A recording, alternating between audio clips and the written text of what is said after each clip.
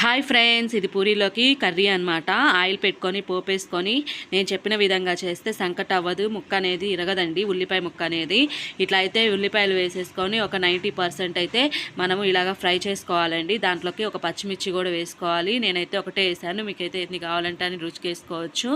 90% cook అయిన తర్వాత కొద్దిగా వాటర్ పోసుకొని ఒక 2 పొంగులు అయితే రానిచ్చుకోవాలండి. ఈ లోపు వచ్చేసి మనం ఇంకో గిన్నెలో బంగాళదుంపను అయితే ఉడకబెట్టుకున్నాం కదా, అదైతే మనం దీంట్లో కలిపేసుకోవాలండి. నేనైతే తక్కువ తింటాం కాబట్టి తక్కువ వేసుకున్నాము. ఇంకా కావాలి అంటే వేసుకోండి. దానిలో ఉప్పు పసుపు వేసి ఉడకబెట్టుకోవాలండి. ఈలోపు మనము పేస్ట్ వేసుకోవాలి. ఒక పొంగు రానిచ్చిన దాకా అది ఉడుకుద్ది. అంతలోకి కొద్దిగా ఒక స్పూను శనగపిండి తీసుకొని ఉండలేకుండా కలుపుకోవాలండి. మరీ జారుగా కాకుండా మరీ మీడియం కాకుండా ఒక వేలో కలుపుకొని ఒక పొంగు అంటే కొద్దిగా ఒక 5 మినిట్స్ ఉంచేసి కట్టేసుకోవటమేనండి. ఈలోపు ఆయిల్ కాలింది. దాంట్లోకి మనమైతే పూరి అయితే వేసుకుందాం. చూడండి పూరి ఎలా పొంగిందో. ఇది కావాలి అంటే కామెంట్ బాక్స్లో